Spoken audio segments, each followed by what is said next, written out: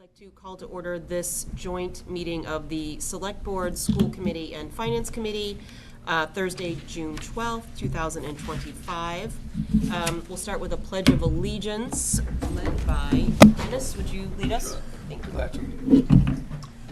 Pledge allegiance to the flag of the United States of America and to the republic for which it stands, one nation, under God, Recording in progress. indivisible, with liberty and justice for all.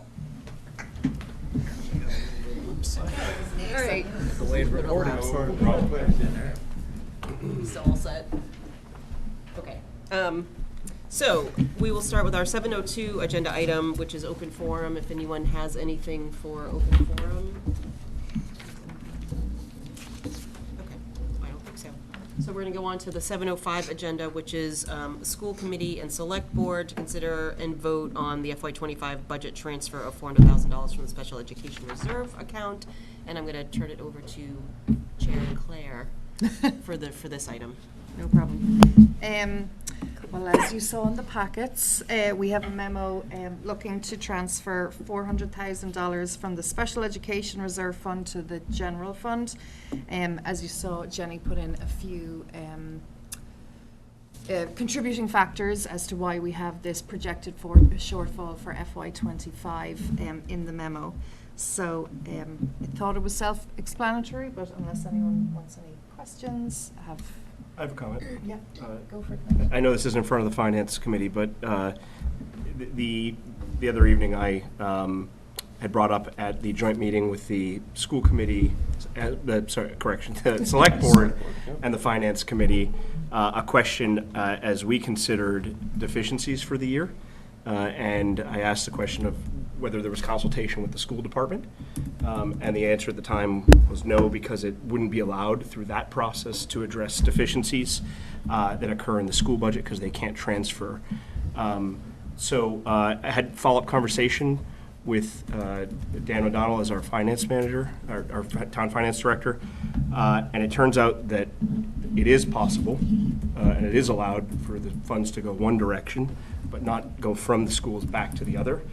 I don't know if is Dan here via? He's unable to be here tonight due to unexpected circumstance. Okay. Did he discuss this with you? Yes, he did. Okay, great. So I was hoping the record could be just corrected on that. Yeah, and then absolutely. I have a further comment after that. But Kristen, could I ask you to do that? Yeah, absolutely. So I'm just trying to send Noelle the revised update for her to get on. I apologize for being a little disjointed this evening. So we were able to review the state guidelines related to those transfers that can occur from May through June. And my understanding is that the transfers can go, let me just bring up the documentation so I don't misstep, and I apologize for not being prepared for this question.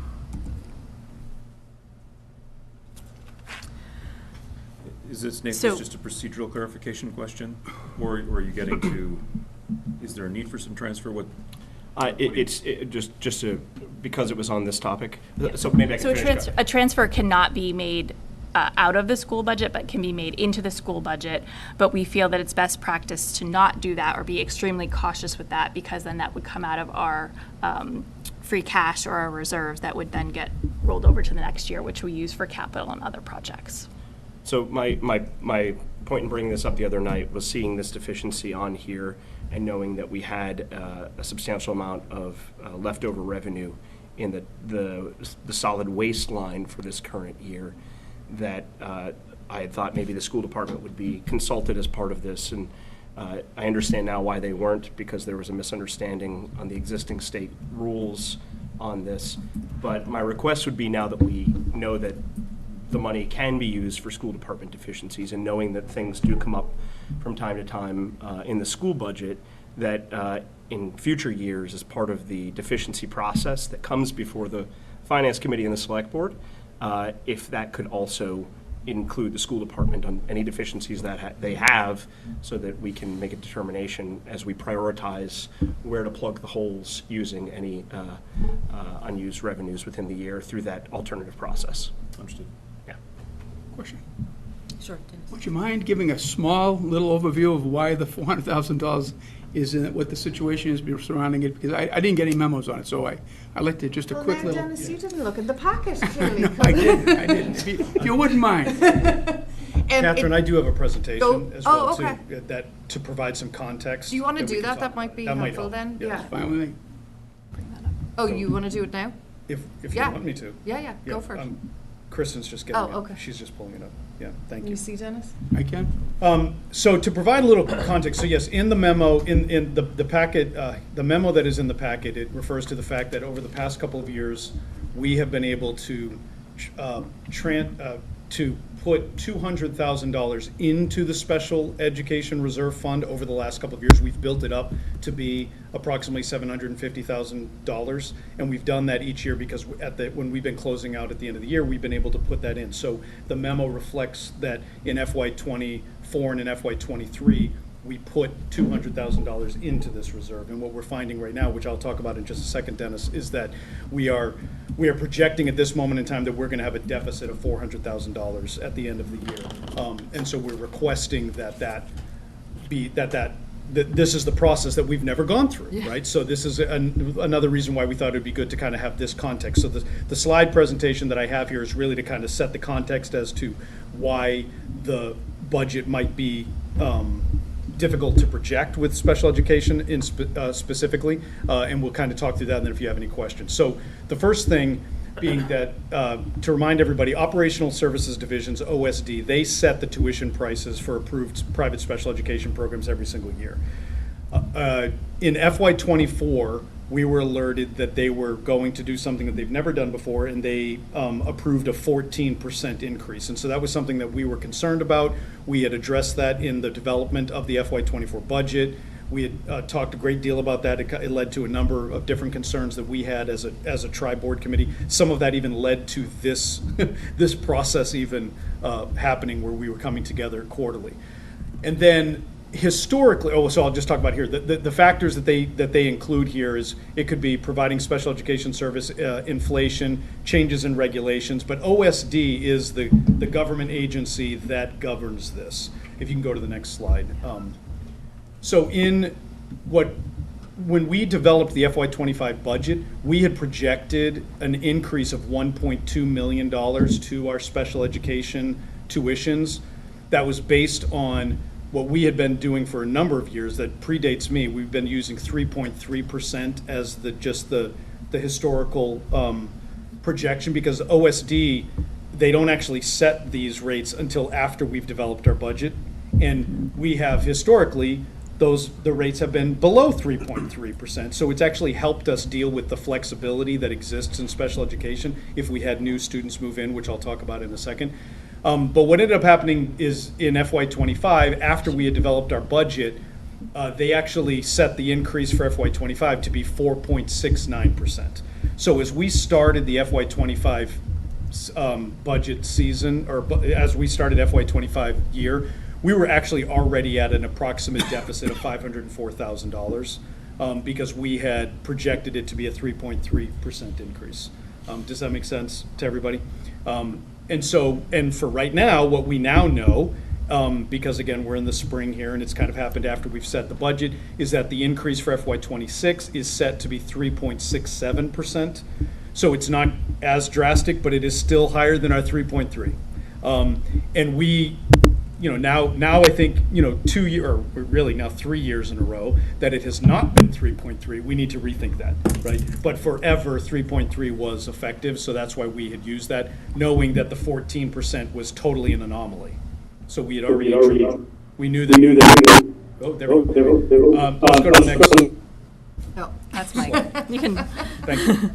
So this is just going to show you an idea as to, over the last couple of years, the number of out-of-district placements that we've had, which is the primary cost here, because we're talking about tuitions for students who are attending a program outside of the district because their special education team has warranted that these are the needs that they might have. So in FY24, we had 10 new students who were out-of-district placements, and in FY25, sorry, we have 13. So that's going to just kind of show you those differences. Now, every single year, one of the things that we talk to you about during the budget process is, again, how difficult it is to project for the special education costs, because these things can change. We also know that we have students who might be aging out. That we can project. So we know as students reach the age of 22, they would be transitioning to another program, and they would no longer be the responsibility of the public schools. Or if they did graduate and receive a diploma at any point from senior year on, that would be the same there. Would you go to the next slide, please?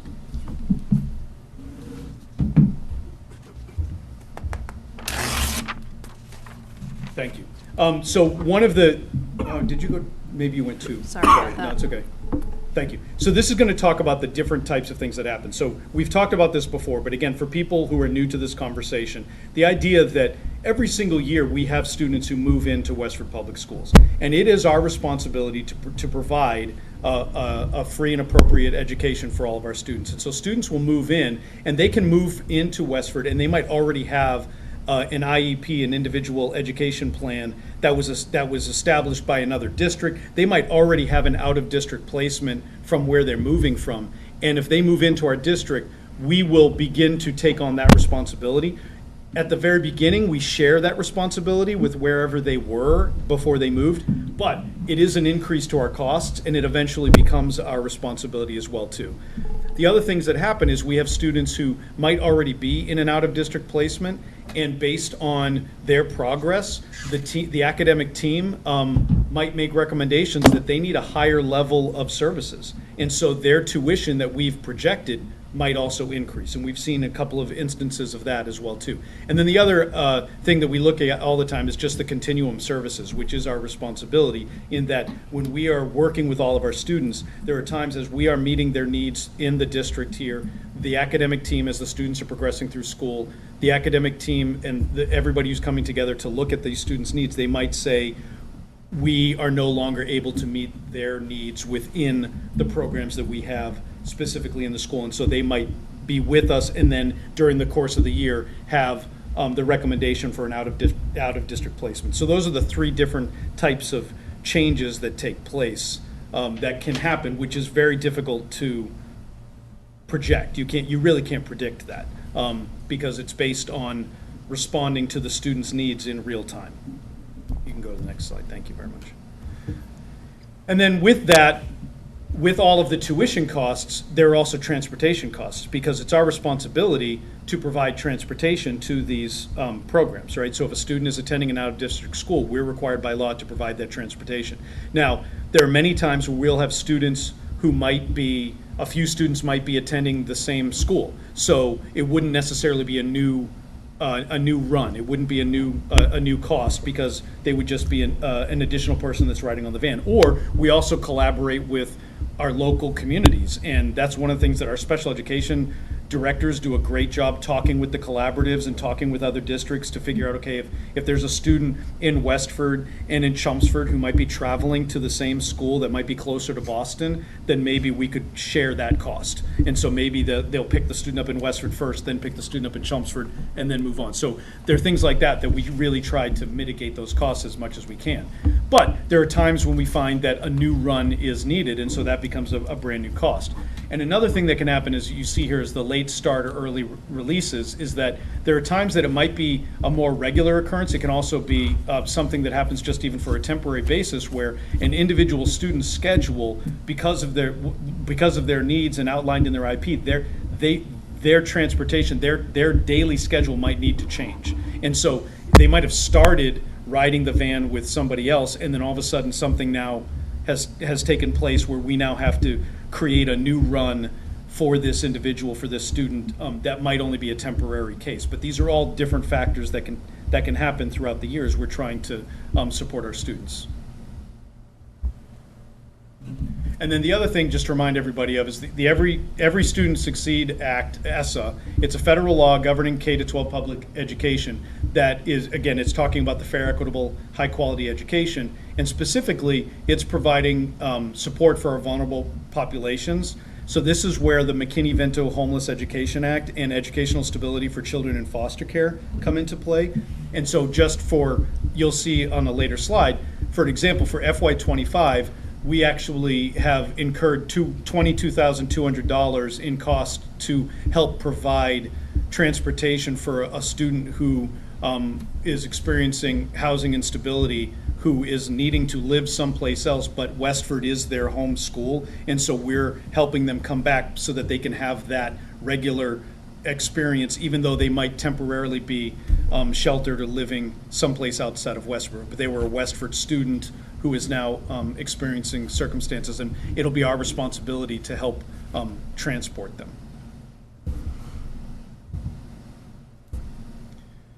So for examples now, as we put the dollar signs to this so we get an idea as to what this looks like. So for this year in FY25, we saw an increase. If you look at the first part, that we had 8 students move in and or some change in placements that in total accumulated $395,441. And those specific instances also increased our transportation line by $66,875.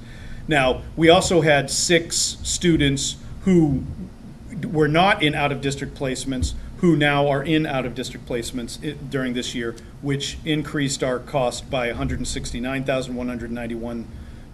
And then the additional transportation, not all of them needed separate transportation, some of them did, but that total cost was about $26,000 there.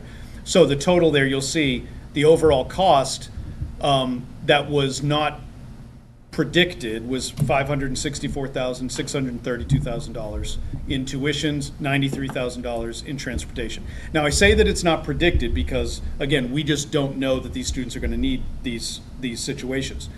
We do know that things like this happen every single year, though. So when we are projecting and we know that we have students who might be aging out halfway through the year, we do build that into our budget so that we have an idea. There's a little bit of flexibility to help handle some of these changes.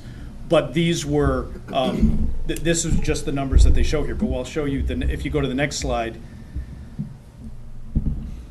it's going to break down those transportation costs. So these were just changes in transportation. There was no change in placement, but the McKinney-Vento, which I already talked about, and then we did have a couple of situations where, sometimes based on behavioral needs, based on the needs of the students, we needed to increase vans. So you saw the cost of different vans there, and then that example of what we've needed to spend for late start or early releases throughout the year too. So you'll see those are just changes in transportation that wasn't connected to a tuition change. The other slide talks about tuition that had also transportation costs with it as well.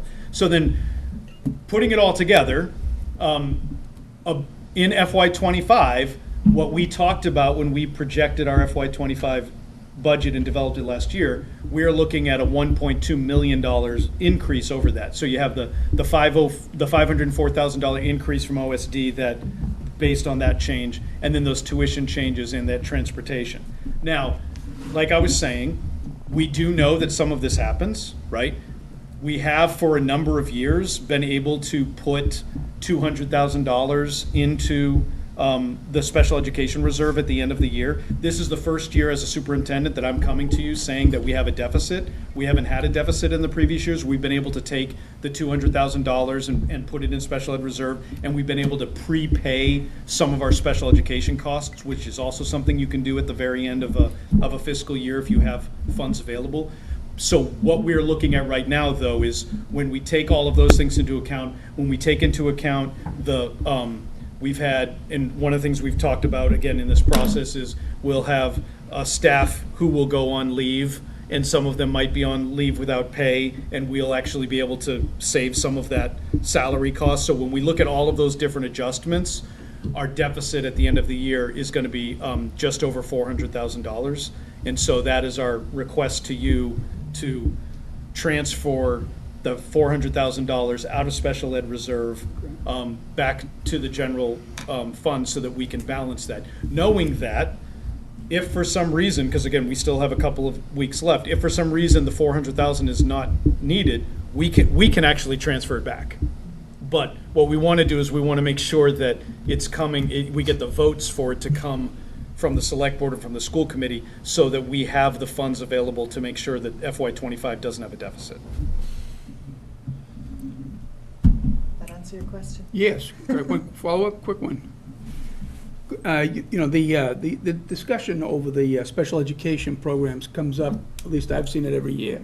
And you seem to get, like you say, OSD, we seem to be subject to OSD, and we are, oftentimes we have to take our students out to remote locations.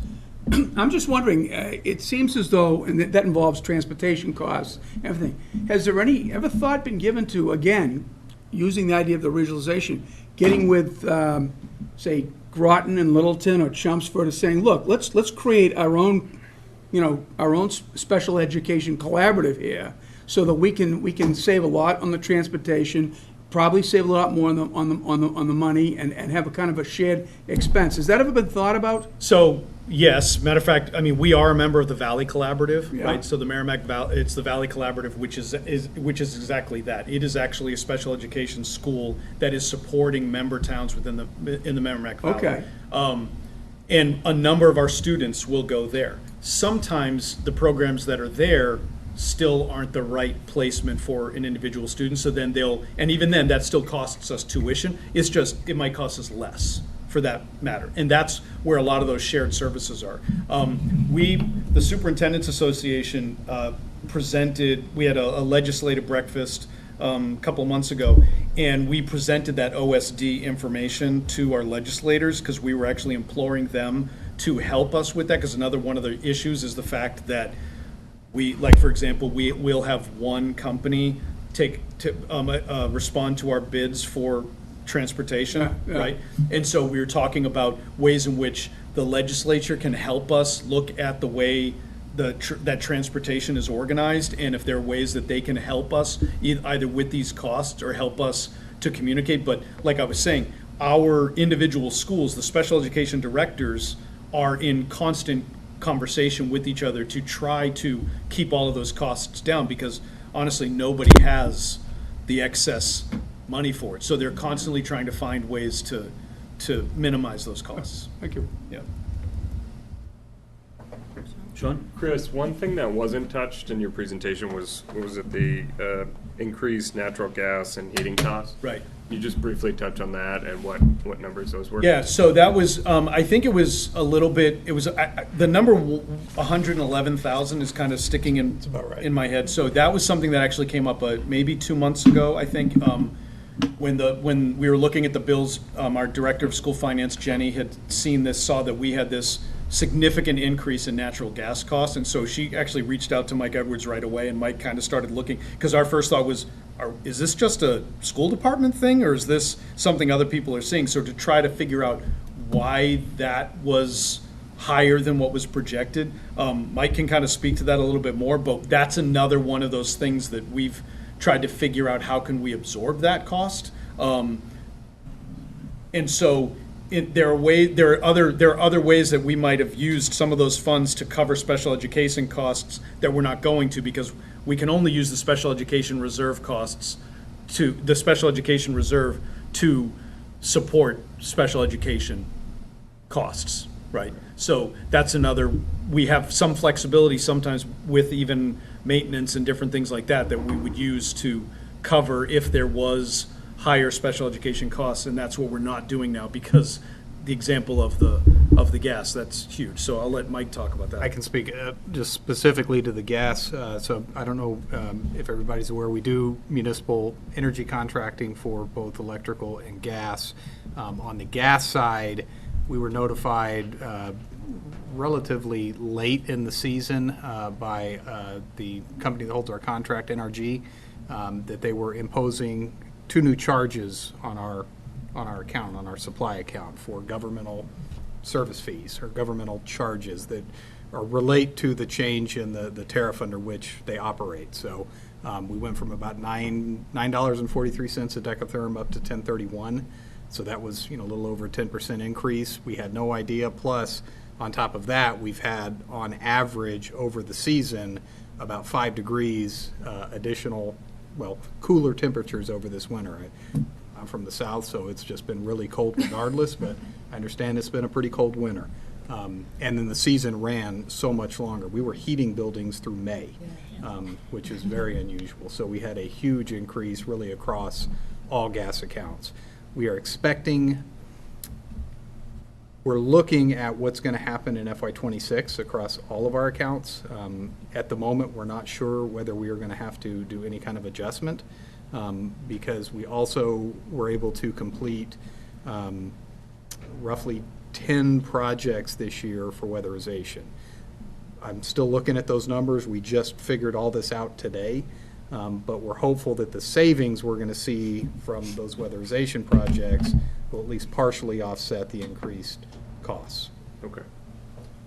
We're going to talk about those weatherization projects a little bit later in the presentation as well. Great. Thank you. Something on this? Yes. So where did you get the funds for the gas overage? Well, that's, I'm saying, like, we didn't spend the money on other things. So it was just, it was excess revenue that you had to spend on that? At the end of the last couple of years, we've had about $200,000 to $300,000. Okay. And like, so that's what we don't have at the end of this year. In fact, we are in the deficit of $400,000. So we, instead of having the money to put into the special education reserve, or like I said, one of the things that we've done is we've spent about $100,000 to prepay our special education tuitions that we can do with the collaborative that we're a member of. So we can kind of take it and it helps the FY26 budget. So we're not able to do that. So those are examples of some of the things that we don't have access to that because we needed to address the heating costs. Okay. So, Madam Chair, this is like an example of the type of thing that for our meeting the other night, had we known all about the school's gas thing, not to say that we would have used that process, but at least we would have had a discussion about that and whether this was the right spot to consider that for a deficiency. Sure. It's just another opportunity if it works. Just a quick clarifying point. So the school committee, school budget gets voted as one line. So they can switch within lines. So they can take the very large, not as large as we'd like, but the big allocation of money they have. At the end of the year, if they underspend or overspend, they can adjust all those things internally, and that's what they do. So because the town votes by line item, we have to go through the process we went through the other night. So it is happening both places, it's just governed by a different process. But what Nate is saying is if the school department didn't come up with the funds and the town had extra funding, we could have, And like we're doing right now. no, we could have done it like we did it the I other see. night. It You're could have right. been a It consideration. would've We could have done a free been- cash allotment, and there probably have been years we've done that. And I guess my point on this is, as a resident, that if we have excess money in town and we have deficiencies, I don't think we should, knowing that we now don't have to, think of a firewall and that the schools are not part of trying to address that collectively as a town. And that if our schools are going to struggle, in this case, they're depleting a pretty big reserve. Thankfully, we have the reserve. But if we didn't, then they would have to find that savings elsewhere if we didn't consider it through this process. Right, if they're not able to make internal reallocations, they should come be part of that. But most of that is going to be outside the visibility of the process we went through the other night, because most of the time that happens within the school budget. Okay. One last question. Doctor, do you have any anticipation of what impacts these changes may have in FY26 on the total school budget?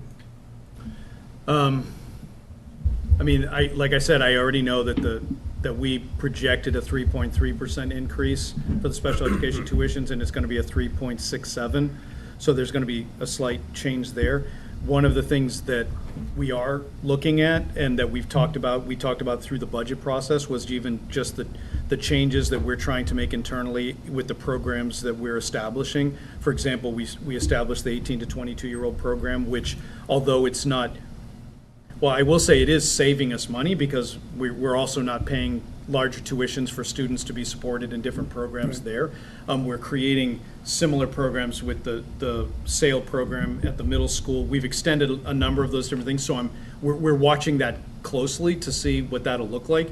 One of the things we also did is, as an efficiency, where we've taken two positions and put them together to have one full-time assistant director of special education who's going to be overseeing all of our out-of-district placements and will also be a part of assessing all of our in-district programs as well too. So I think there's going to be a better connection as to that, that transition and kind of the needs there in ways of strengthening what we have in district, but also it being in even a closer position to say, well, wait a second, have we considered this before we consider that? Thank you. Yeah. Is there no other, Valerie? I just had a quick question about how this is different than sometimes the reconciliation that we do at special town meeting. Like sometimes we come to special town meeting and say, we need to move something. So Am I there's certain oversimplifying? laws that allow movement of funds by certain votes. So some funds are required to be moved by town meeting, so our legislative body. Yeah. Other funds are allowed to be moved by finance committee and select board vote, and others are able to be moved by school committee and select board vote. So this is that Mechanism. pace and mechanism, correct? I guess I'm thinking a little bit more, I appreciate that about the mechanism. I'm thinking a little bit more about the timing of it, because I know some of it was a projection, right? Like the fiscal year doesn't end yet, and so how do we like balance making this proactive transfer with a number that we're doing our best to narrow in on versus what can wait till October? So I guess it's like I guess it's a timing question. I was wondering. Well, I think these need to be spent for the fiscal year '25, and we have to spend that money in '25. But I think understand, because that was, since this is the first time we were doing this, Jenny and I, we reached out and asked Sure. kind of, wait a second, because sometimes in the fall town meeting, we are making adjustments that seem to be dealing with the previous year. So we were wondering about the timing of, we have this projection. I think this is what you're asking, Well, Valerie. because like- even like a week ago, it was a different number, It right? is, So yeah. that's why I'm trying to figure out, like, is this really the best plan if we're still trying to like, So in October, we're voting on funds for the fiscal '26 budget, so any changes that need to be made from the '26 budget. We're talking now about the fiscal '25 budget. So that happened, the special town meeting, when we're making those adjustments, it's impacting. That's for the fiscal '26 budget, because Okay. we don't like the have snow a, and ice and stuff? Am I misremembering that? it's generally anything for the '26 Okay. budget. Right. Okay. That was the question, is like, how, can a deficit exist, right? Like, June 30th hits, and it's like, we're still closing things out, and so, what is that? How much time do you have to actually determine what those actual costs were to then respond in this Yeah, you manner have if you have to move money? Till July 15th. Yeah. Any other questions from the select board? Yeah, I have a question. So if this is approved, Chris, how much it would be the balance of the reserve fund? Does Jenny have that information? I don't know, that's a school reserve fund, so I don't have that information. You said it was up at 750. It's at 750, we did just. Pick up four. Do you know what, we actually, I'm trying to remember, a small amount was actually, it's 750 and some change right now, Yeah. because there's been some Or was it small. 745 something, or, Right, yeah, and yeah, so it'll be it's- approximately 350. And what were the, what's the target for having that reserve account at? Our goal, the NFGF, NGFG. thank you. Our target was, we were trying to build it to $1 million. I mean, this account was created in 2018, and it's taken us this long Yeah. to chip away at it. Right. So just so we're clear, we're voting to deplete an account that we Are trying to. are trying to have Yeah. $1 million in to about 300,000, right? I mean, that's what's in front of this crew. So just as a follow-up, so how do we typically fund that account then? From 2018 on, where does that money that we? It's been at the end of each fiscal year. Close it out, it goes in, We've, okay. when we had some, we would then we would suggest to the school committee that they vote to put, and we have been putting $200,000 in for 3 years in a row. And in the past, another thing that we were using is we were also trying to spend down our school choice account quite a bit. And so in a different year, 2 years ago, I would have said we would be using, that's what we did with the 14% increase from OSD. We use school choice funds, but right now, the reason why we're asking this request specifically too is because we have a very specific plan that we already showed everybody to use those school choice funds over the next 3 years, and we're trying not to interrupt that plan to allow us a couple of years of sustainability. Any questions from the public? Kristen? Any questions from the public here? Do you want to do your votes? So with that, I will take a motion to approve the transfer of $400,000 from the Special Education Reserve Fund to the General Fund. So moved. Second? Okay, I think we've Bill online, so I think it needs to be a roll call vote. Yes. So Bill? Aye. Shayna? Aye. Val? Aye. Jess? Aye. Well, that's it. And I'm in. Oh, no, Sean's. Aye. He's select board now. He crossed over to enemy lines. Are you all set? Are you all set? You can't vote You want to twice. make that quick before we vote, right?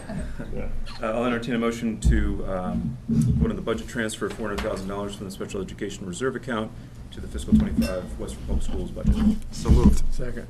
All those in favor, and we're also roll call. Noel? She actually is having trouble logging on, so okay. she's not on right now. Okay, so we're all in favor? Aye. Aye, it's unanimous. Okay. Thank you.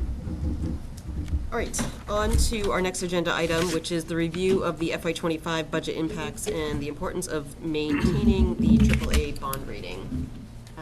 Kristen, I assume that's you? Yes, I will take that. And if you don't mind, all of the agenda items 4 through 9 and 10 actually are part of one slide presentation. Okay. We're happy to stop and start however you wish, but I just wanted to bring that to everyone's attention that, Keep going on through. okay, yep, people can stop me if they have questions. And please bear with me as I'm trying to run this and speak at the same time, so hold on one second. Mike is going to be my helper in one moment. I think there's a comment in the chat, Mike, before we get started. Is that better? Hard to hear. Someone can't hear me.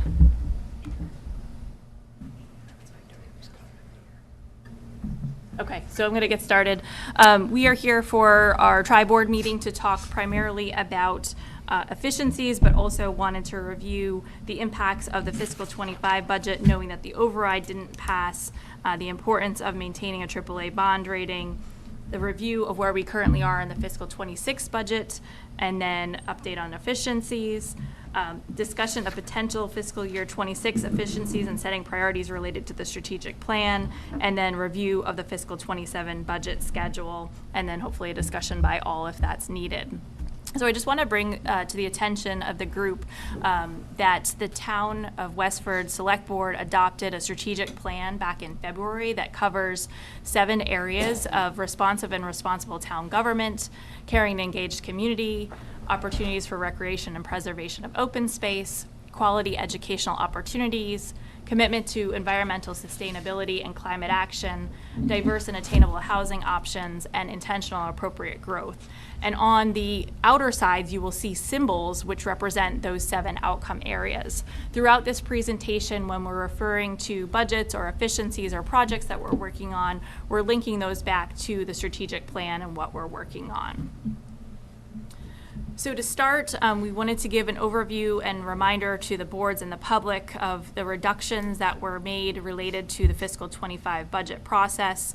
I won't read everything on the slide because I'm sure many of you are knowledgeable about that, but with the town side, we saw a reduction of 9.3 full-time equivalents, 5 in public safety, 1 in DPW, sustainability, records and accounting, and DPW business manager. In addition, we reduced reduced hours in the library. We reduced seasonal staff in certain areas, and we reduced our appropriation to the health insurance trust and the OPEB trust contribution. I will let Dr. Chu talk about the staffing Yep. and operational. Thank you. Yes, so the result of the override not passing, we had reduced an additional 21.4 staff members. So you'll see there the list of them: 3 elementary literacy specialists, 2 middle school reading teachers, 9.5 classroom teachers at Westford Academy, 4 middle school interventionists, 2 elementary classroom teachers, and 1 library media specialist at Westford Academy.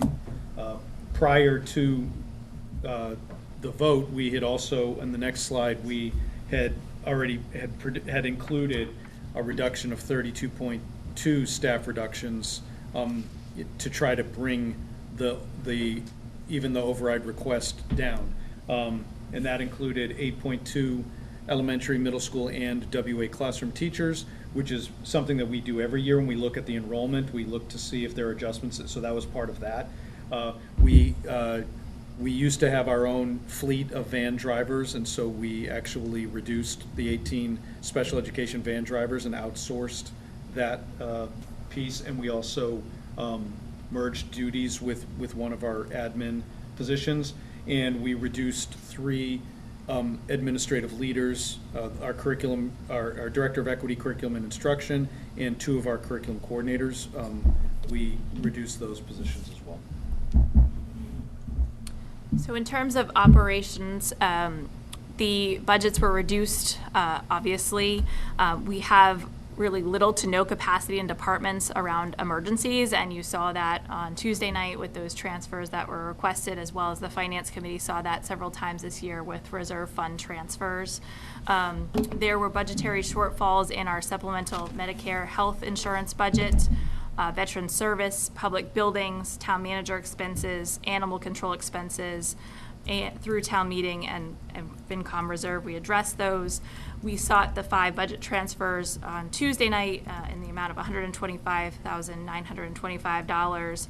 And then this evening, you sought the transfer of $400,000 to the special education reserve account. With all of that, we want to make sure that members of these boards and committees, as well as the public, understand that we want to keep our financial outlook stable. We are very fortunate, again, due to our financial capacity, financial reserves, our financial team, to maintain a AAA bond rating, which we then went out to bid for the library project. Based upon this, we were rated AAA for our affluent tax base, our strong fiscal management, and our cautious budgeting. We are at risk always related to Proposition 2.5, our rising pension and OPEB costs, and low reserves versus our peers. And I want to just note that we were called out specifically by S&P for really teetering on the edge related to our reserves. The AAA bond rating is critical as it saves our taxpayers money through lower interest rates. We are seeing the school project and the library project.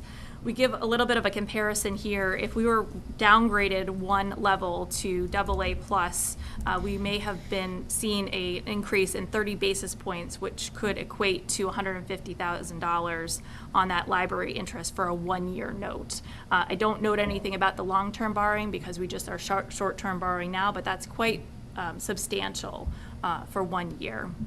So we must continue to be disciplined with our financial oversight and planning. We must maintain our balanced budgets with realistic assumptions, and we must strategically rebuild our reserves.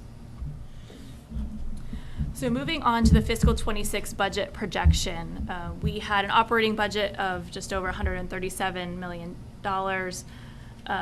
We approved that at annual town meeting, and then we had other articles related to capital and community preservation of a little over $10 million, so up to $148,890,000 for our budget, million. The revenue variables that are still out there that we're still contemplating is that we projected new growth to be $850,000. Based upon the latest information that the assessor is seeing, we are unlikely to meet that projection due to construction and to occupancy. Our state aid budget, it will still be not finalized until late July. There is some good news there that we saw an increase of $298,000 from the governor's original budget. We also have good news related to local revenue. Overall, we're tracking well. We will have adjustments occur during the tax recalculation process. Kristen? Yes. Just, back on the state aid budget. Yes. That $298K, is it in a particular area or? The primary area is the school, but the Chapter 70. But there are other areas that fluctuate. Is that still subject to conference negotiations, or the House have that high number as well? I believe they both had the same number. I don't have that in front of me, but I can get that information. While you're stopped, could I just ask on that bullet, the new growth, Yes. do we have what the updated projection is to know how far off we are? The assessor is working on that. We don't Oh, have okay. a good number right now. Thanks.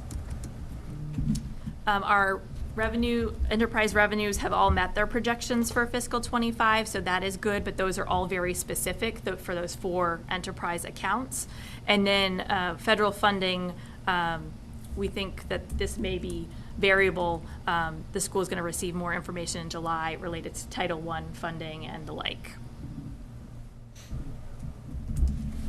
So that is the fiscal '25 and '26 budget items. I'm going to move on to our efficiencies updates unless anyone has any questions. Anyone? Okay.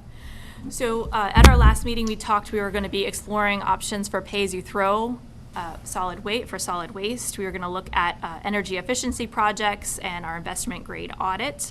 We were going to be reviewing the Road and Bush lease. We have a health insurance trust update, and we have other efficiencies. So I'm going to turn the first 3 over to Mike, as he's been working on those primarily with our team. Thanks, Kristen. So pay-as-you-throw, this is exciting stuff. So we've actually got some very good news that we've been sharing throughout the year. We're fairly confident in our projections at this point, but we have seen a significant reduction in our overall tonnage. We're down almost 15% year-to-date, just looking at a month-to-month comparison. So probably a variety of reasons for that, but I think the principal one, we've had increased enforcement.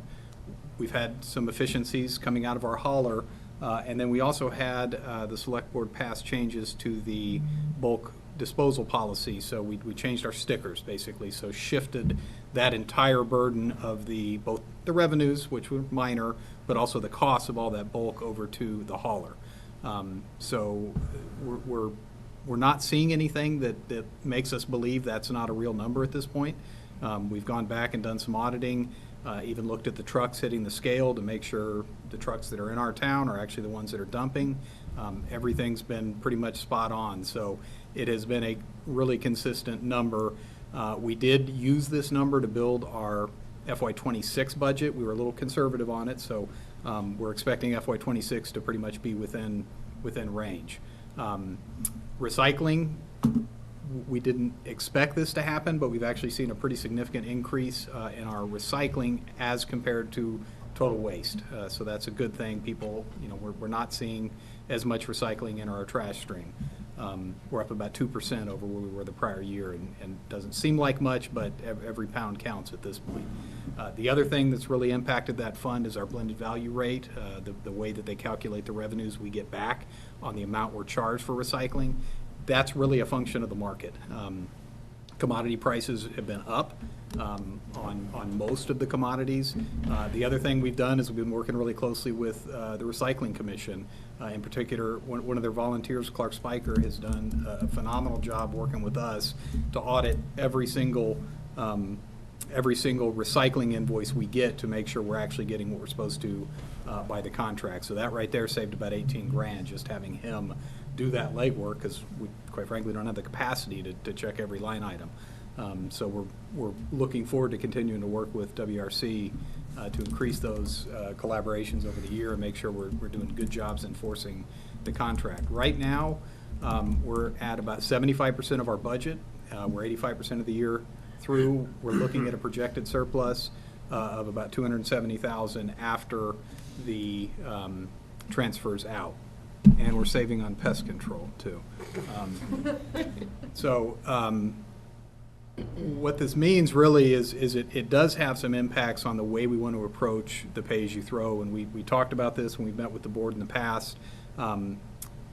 Based on our calendar year 2024 data, which, remember, only really captures 6 months of the new hauler, we're sitting down at 0.78 tons per household, which is about 4.5% over the state average for curbside. We went into this thinking we were much closer to 18%. So that's actually really good. Westford does a very good job. We could do obviously much better, and we need to be getting much closer to the communities that offer that pay-as-you-throw type service. They're typically around 0.62, 0.65 tons per household.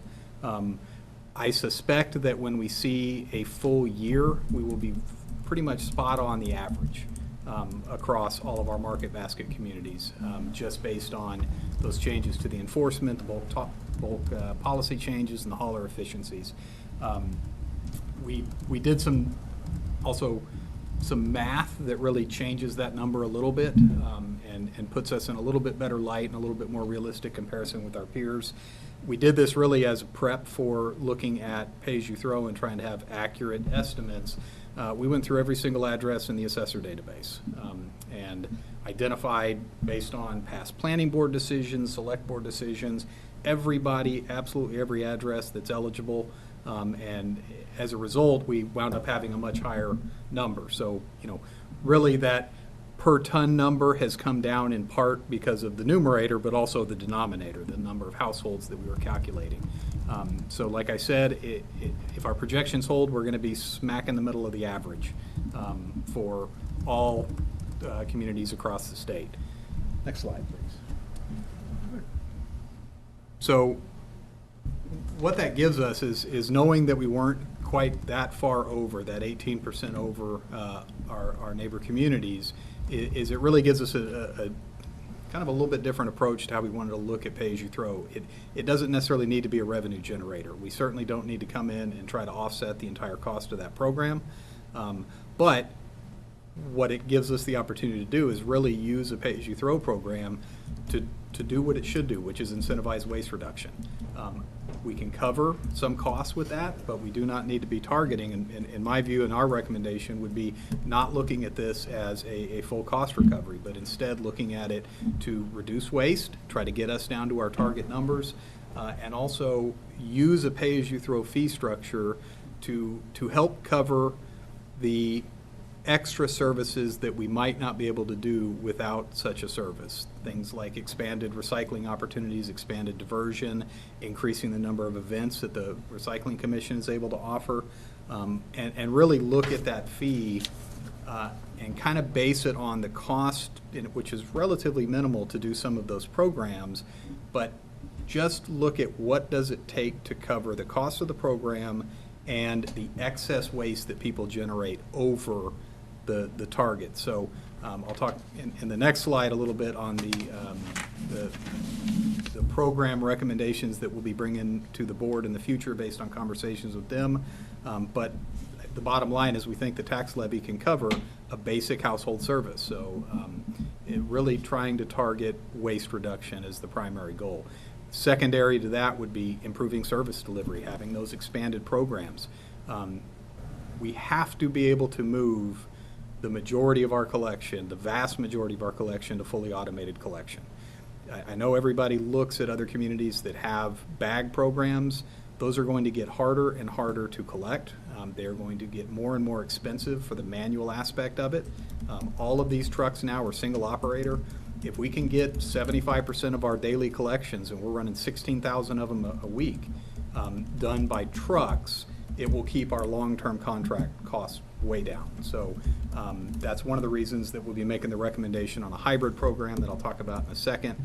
The other big thing that we really need to be thinking about, and to kind of mesh with some of our other goals that are out there, is really equity in pricing. We are collecting taxes from commercial entities and from multifamily houses that aren't eligible for this service. So this is an opportunity to begin shifting a tiny piece of that burden away from people that don't receive that into the people that do use it. So what we're working on right now with the Recycling Commission is the development of a comprehensive waste reduction plan.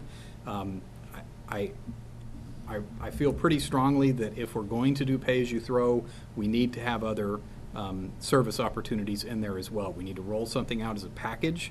We need to give people alternatives and cost-effective ways to dispose of other stuff, because it will be a burden if we don't have additional expanded recycling capacity and diversion capacity at the same time that we introduce fees into a system that hasn't had them ever in Westford. So, next slide. And just before you continue, Mike, I'm getting comments that people cannot hear us. So if you're listening on Zoom, you are going through the owl, not the mics in front of us. So we will try to speak as loud as possible in this room for people on Zoom. If you want to switch over to WCAT, that's what's catching on the mics, and the audio may be easier. So I apologize, we're in a little bit bigger of a setup today, so thank you for your patience. Okay, hopefully that's a little bit better. So the program that we're going to be bringing forth at some point here in the near future is what's called a hybrid program. This is kind of our working plan for a structure. This is what we're building our modeling around, and effectively, it's a blend of carts and bags. We're looking to find the cart size that captures the majority of people in town the majority of the time. It's not going to fit everybody. What we're looking at is a 35-gallon cart. We've selected that for really two big reasons. One is it really is the ideal size to try to change behavior and get people into a manageable amount of waste per household. The vast majority of our households, based on the survey data we did, on average dispose of about that amount, what will fit in about that amount. We need to have a cost-effective way for people that have parties, visitors, things like that, and that just generate more trash. Those are the opportunities that we need to be using a bag program to pick up the extra. This keeps us in a model where the majority of our collection is done by carts. Overflow is done cost-effectively with a bag. These bags, they're roughly a 35-gallon bag. They'll hold about 3 tall kitchen garbage bags, so it's a substantial amount that fits in one. I've had pay-as-you-throw in my town for years. I generate between 2 kids, 3 dogs, and a lot of hobbies, about 1 bag a week. So it's absolutely doable to expect a family to be able to get by without having to use that piece, the pay-as-you-throw bag fee structure. So, Mike, Nate has a question. yes. Sorry, on the bags. In my neighborhood, I would never leave a bag of trash out. Yep. Because it will be ripped open. Yep. And everywhere in the morning. So, and we fill a 45-gallon cart right now at my house. And so, is there an option with this to say, I don't want pay-as-you-throw bags. I want an extra cart that I can pay for and use that, or a bigger cart? We have looked at that, and really there's a couple of problems from a capacity standpoint and our ability to manage something like that. If we have multiple cart sizes, it creates a huge administrative burden to both maintain multiple cart sizes in inventory somewhere, to keep track of who has larger carts, who doesn't, because then you get to a point, you can't just buy the cart once. We looked at the option where maybe you pay an extra fee and you get a second 35-gallon cart, and we can have the same carts around town. Well, how are we going to collect the money for that cart? How are we going to keep track of who has it? What happens when you buy it in year 1 and you never re-up or pay for it again? What happens when they get stolen? I just want to make a quick point. So there's going to be a whole meeting discussing policy, many stages. That's not what this meeting is. This meeting's an update. And we'll have many opportunities to jump into the details of the policy because there'll be lots of hearings on this. Well, thanks for keeping me short. So, Just think of the Bears. We're now at 8 o'clock, so No, wouldn't watch the clock. when we have everything put together, we plan to bring something to the board that basically will kind of outline all those things, and more importantly, I think why we discarded a lot of the other options out there. So where we are right now is essentially working to develop the cost models around that, getting our projections lined up, finishing this comprehensive waste reduction plan, which we just started. We want to do some additional public outreach, and then sometime August, September, we'll be bringing a recommendation to the board, and that's when you'll get to hear absolutely everything and more than you ever would about trash. I think that covers it for pay-as-you-throw. Were there any questions on this before I move on? Seeing in the audience? All right. Okay. And then the energy efficiency projects span all of our facilities, town, school, everything we've got. So, Mike, take it away. Okay, so this is another exciting one. We've been really busy on this stuff, and like Kristen said, this has been a town and school operation. This has really been between myself, Dan O'Donnell, and Jeff Goodwin. Really the last year we've been primarily working out of really necessity to find a way to fund some of these projects. And our first approach really was to develop a funding strategy. So what we've been working through, we found new ways to finance things. And I'll talk a little bit about the investment grade audit and the idea of a performance contract very briefly at the end, but by using some of the tools that are out there that we hadn't taken advantage of, on-bill refinance, or on-bill financing, and really trying to chase incentives based on what incentives were hot at the moment. We took advantage of a number of promotional incentives. And then most recently, we just did a major round of projects using net metering credits. Basically credits that have built up on National Grid accounts that we really only have access to through a certain procurement method. And I won't go into huge detail on that, but just suffice it to say, we have really managed to knock out a large amount of projects. And what's been probably most challenging is to figure out how we book them, because we've had no actual transaction. We haven't had to spend any money. So part of that funding strategy has been at town meeting in March, the approval of Article 4. So that's creating a small funding source that we can use to fill in the gaps when we're not able to fully fund a project with either incentives, rebates, on-bill financing, net metering credits, et cetera. So that will be a ongoing thing, we hope, in the future. We will have some money to use as grant matches, as making up on projects. All of this is kind of creating a flywheel, because I won't go into a huge amount of detail on the way the net metering credits work, but essentially they're going to continue to build, but they're going to build at an exponential rate. These were basically credits that we purchased that we're not using as much of, so they're just building up. We only have access to them through National Grid, so we have to use this procurement method to get them. But it's going to be a flywheel. We're going to see this opportunity to do more and more stuff. The more and more projects we do that save us energy, in particular electricity, because it cuts down our bill, lets those credits build up even further. So we've got this good flywheel going. We've completed this year 3 buildings on weatherization, 2 buildings LED lighting conversions, 8 buildings, an additional 8 buildings on weatherization. We're about to do an electrification project for one of our 2 remaining oil-fired buildings over at the Abbott wastewater treatment plant. I just passed through the select board, probably our biggest one, and that's the LED lighting phase 2 projects. That was 8 buildings, about $1.5 million. Our out-of-pocket cost is 0. So not bad. Then I'm waiting to hear on a grant application. We took advantage of some promotional incentives and put in a Green Communities grant, and then using this on-bill financing tool, about another $450,000 worth of transformer upgrades. Not real flashy, but they save a lot of energy to get these more efficient transformers. If we get that approved, we'll be able to move forward with that project, and I'll show you a summary on everything. I've got Amoresco kind of here on the bottom because we are still talking with them about doing a performance contract. What our approach was when we looked at this is what makes sense for a performance contract and what are projects that we can finance with other mechanisms.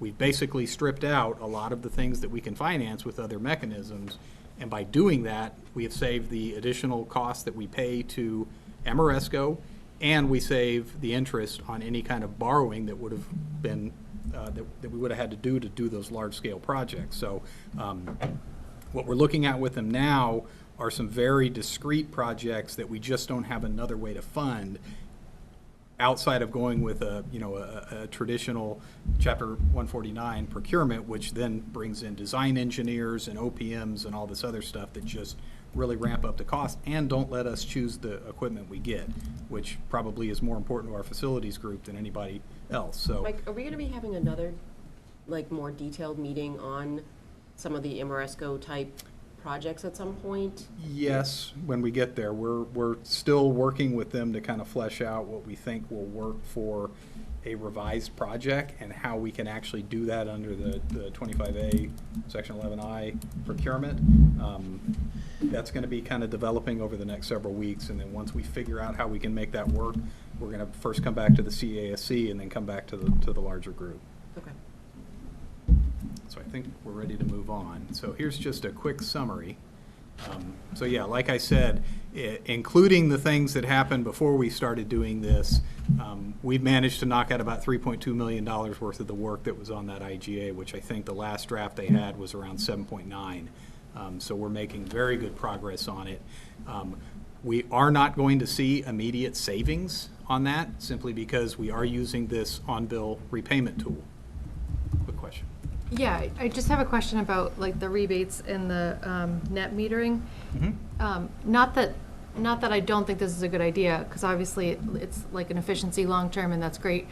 But just keeping in mind that we're over on some of our heating costs, I was just wondering if the rebate and the net metering would have also been an opportunity to cover some of those overages. Okay, that doesn't work that way. Now, Okay. the way those net metering credits work is they sit inside gas account, or excuse me, electrical accounts only. Okay. And the way the on-bill repayment works is we essentially have a 1-month financing. Okay. And so we take the net metering credits and pay off a project in a month. It wouldn't So- work like that. Val is an It's- appropriate answer. Yeah. I'll always give a little bit more. Yeah, thank you. But yeah, so our total out of pocket out of all these has been 178,000. Okay. And we are trying to be very conservative, and we do not expect to have any downward budget adjustments in any of these expenditure accounts, because we have no idea what the state's going to do to our bills. Just like they did with the natural gas bill, we don't know what they're going to put in the Mass Save program that's going to add a fee that we have no choice but to pay. So we are holding some of that back to handle operating costs in the future. But town uses about 8.4 million kilowatts a year. The projects we've got right now, we're at about 1.3 of that in a reduction. So when the repayments are done within 4 years, we will see a significant savings off of these. Any questions on the energy stuff?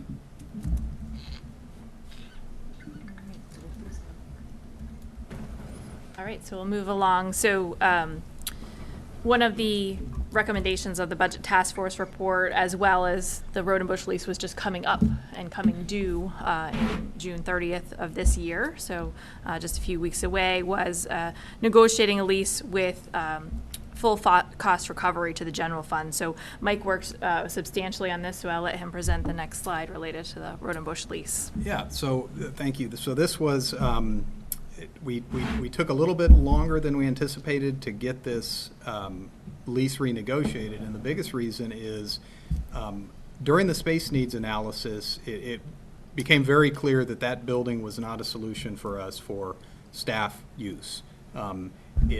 It would have done two things. Really, a change of use would have triggered a massive amount of costs to do anything with that building other than what's being done in it now. And Road and Bush does a pretty good job operating that building now. So it only makes sense as a community center without significant investment to make it anything else. So what we kind of did was we pivoted a little bit with the lease negotiations and started talking to them about how can we use a little bit of the space, how can we work a little bit closer on programs, how can we make sure that that building is packed with people all the time and being used as the community center that it is. And so we kind of paused on the lease extension and really worked on negotiating an MOU on how to share some spaces over there. We came to a very good agreement, I think, and are working with them now, hopefully meeting with them in the next couple weeks to present some ideas on different types of complementary services that we could start using some of their spaces for. We're not looking in any way to push them out of anything that they're doing. We want it to be very complementary, we want it to be a very good partnership, but we really have to have some discussions on programming and how we can best complement each other. So we're looking at, social services, community services type things that we could use some of their spaces for. We have opportunities probably to push some, meeting room spaces over there in the future. So that'll be an ongoing thing, but like Kristen said, the goal really became identifying and making sure that we were recovering the cost to the general fund, which we were not doing under the current lease. So that resulted in about $20,478 a year.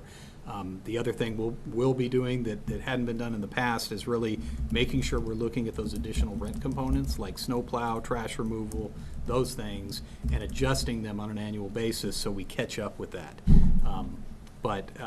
They've been great to work with so far. We're excited about where that might go, and the hope is that we wind up with a great, a better but busier community center, and both sides get some benefit out of it. So does that mean that we didn't actually increase their base rent? Is We that did what- increase the base rent. We did, yes. Base rent went up by 10%, and then we adjusted all of the additional rent components. So meaning those costs, trash removal, snow removal, so there was an increase in both buckets? That's correct. Yeah. And is that information public? Yes, Like I so can the find lease that is if I, public. Yep. I was pretty sure, but I haven't been able to If find you it want to yet. send Pam or Mike an email, we haven't posted the lease on the website, but we can get you a copy of it. Okay, thanks. As you know, that was one of my budget task force items, and I'd like to look at it a little bit more closely. Any other questions on Road and Bush? I think we're. All right, so we're going to move on to the health insurance trust update, and John Cunningham and Nate McKinnon are here from the trust, as well as I'm a member of that as well. I think Christine Collins is on the line as well. So the town of Westford is in a unique situation where we're partially self-insured. Our health insurance trust was formed in 2022 with a target of funding that between $3.7 to $7.4 million, or about 3 to 6 months of run-out costs. As of May of 2025, the trust now holds $4.67 million. There was an influx of money in December of 2024 from ARPA funds that you'll see in the chart in the next slide, but we can now confidently say that we're within the target range. So from this point forward, we think that our rates can be stabilized based upon the trust if all goes well. We also saw a decrease in enrollment due to the decrease in staffing for fiscal 25. So we talked about all of the staff members that were reduced due to that budget strategy. And so we did see that decline in enrollment. And we have been working closely with our contractor Hub, our consultant Hub, who's been proactively managing the plan and definitely understands our commitment to financial responsibility. We were able to move one major claimant off of our stop-loss section as they were able to be given alternative treatment that is going to be resulting in $500,000 of annual savings. So that is one huge driver. We reduced our stop-loss insurance quote because of moving this person to a different type of treatment, and we were increasing our deductible to again reduce that premium at this point in time. So that is something that the trust actively did over the last year. We're also continuing to research incentives to encourage plan members to shop for lower care cost options. The trust met yesterday, and we've been discussing 2 separate options that we could move towards, again, to lower those costs. And we are promoting Canna RX, which is a mail-in prescription drug program out of Canada where prescriptions are free, there's no deductibles, and we're offering employees $25 gift cards with sign-ups to that item. This is a chart that shows our health insurance trust cash balance. Starts with July of 2024 and goes to May of 2025. We obviously don't have June and July yet, and we do have an asterisk for the December of 2024 item, noting that we influxed over $400,000 to the trust at that point in time. Is there also a big jump to March, from February to March? There was, and we actually saw claims decrease, and our premiums continue to fund that. So that is Great. the reason. There was no other influx there. Thanks. You're welcome. So just want to remind the boards and committees that in November 1st of 2023, we saw quite a significant increase in premiums for our employees of 15%. We were able to stabilize a little bit more at 8.3 in November of 2024. We had been discussing, do we go with MIA, which is the Massachusetts Insurance Advisory? Do we go with the Group Insurance Commission? And we saw that these pools actually increased 10 to 20% for MIA and over 12% for the GIC on average this coming year. So we feel that we made the right choice at this point in time to continue to stay with partially self-insured. With building the trust, we can continue to stabilize is our hope, and the trust continues to look at other options of adjusting the plan design, adjusting retiree premium contributions and the like. So we haven't stopped that research and continue to do that at this point in time. So any other questions on health insurance before I move to the next I one? have two. Yeah. First question is, just to get an understanding how the program works, as opposed to GIC or Myra. Do you allow the employees select their own carrier or their own insurer? No, you everybody do. has Blue Cross Blue Shield. Okay. And at some point in time, when insurance kicks in, do they stay on that program or they transition to a retirement program? They transition to a retirement Okay. Medicare program. And Kristen, this section is kind of looking back and holding ourselves accountable for what's happened in the past year, but we're also then going to move on to what the go-forward areas of focus are. Yep. So if we move to fiscal '26, we will be continuing this, yes. Okay, but if you want comments about what we might be thinking about doing in the coming year for the health insurance trust, you're going to cover that later. In a separate slide, yes. All right. Some questions online? Great, thanks, Mike. So just some other updates on efficiencies that weren't necessarily on the docket from the last time. Our office has started online auctions for surplus equipment such as fire trucks, plows. We had bouncy houses. We've had two bouncy houses. We have netted over $43,000 in the past 6 months by selling surplus equipment at auction, which is allowed under mass procurement. Thanks to the policy that they had. Thank you to the updated policy for. of the select board, absolutely. It was, before it was an old school, you had to hold an auction in person, we're not going that way. We want to be efficient and be online. The company handles everything for us. They take the payments from the user, they pay us, we put it right into our account. There is a piano on there right now if anybody needs a piano. For those of us with the kids, if you could let us know in advance of future bouncy houses. Sure, absolutely. We did press, on that one, we Sorry, I did missed press it. Newsflash, press releases, release. I Facebook don't posts, know there where was it an is. ice rink. Under a rock, I'm sorry. If you may have watched the select board meeting at the end of May, the DPW business manager was there to discuss stormwater and stormwater billing, and they discussed the actual cost of 2-time stormwater billing per year, which we are currently doing. We're going to be moving to 1 time per year, and that's going to be a substantial cost, both in hourly rates for our employees to do other tasks, as well as those bills that go out that we are charged by Kelly and Ryan for. We have streamlined into Amazon Business accounts. The schools have actually been using Amazon Business for years because they were receiving education-based discounts. We learned this year that the town could transition into that as well, so we've really centralized that and have saved, we don't have the dollar amount at this point in time, but we're really streamlining that purchasing. And then, not so much a dollar amount, but the town is transitioning to Microsoft 365 OneDrive. The school uses Google, and they use their Google Suite with Google Drive and Microsoft and Google Docs.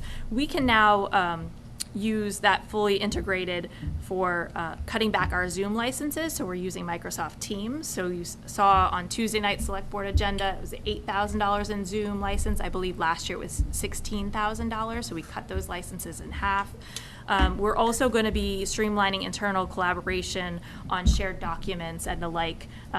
Mike, Dan, and I worked on this presentation for the past 3 weeks together in the same document. We didn't have to email back and forth, so it saves time as well in that efficiency. And we were able to leverage ARPA funds to accelerate that transition to 365 because we did not have it all in the general budget.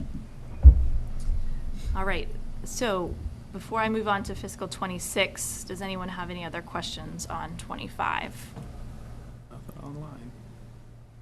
I do just want to thank all the town and school staffs for their work on fiscal 25 efficiencies. I think, we did have a tough budget season, but we kept our eyes on this to move forward with some cost-saving mechanisms for the town.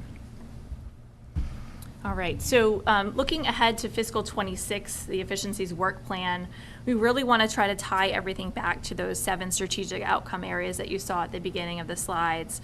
We're going to continue the active health insurance management that Tom alluded to earlier. We want to continue those energy efficiency projects and understand where we can use Amoresco for those performance contracts. We want to work towards the pay-as-you-throw implementation, and we got into that a little bit, but we'll have many, many more conversations, both internally and externally, on that.